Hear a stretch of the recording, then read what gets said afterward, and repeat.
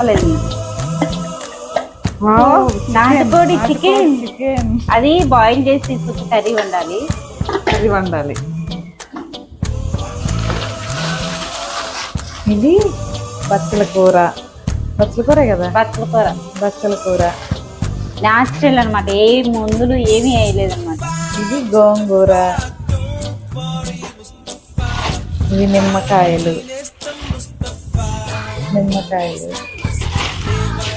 ఇదేంటి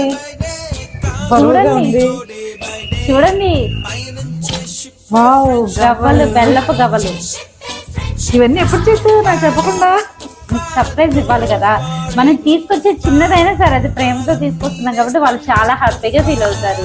వావ్, మురుకులు నాకు చెప్పకుండా ఇవన్నీ ఎప్పుడు సర్ప్రైజ్ చేశాను. మా ఫ్రెండ్ ప్రేమకి ఎంత ఇచ్చినా తక్కువ. Thank you for watching. మా ఫ్రెండ్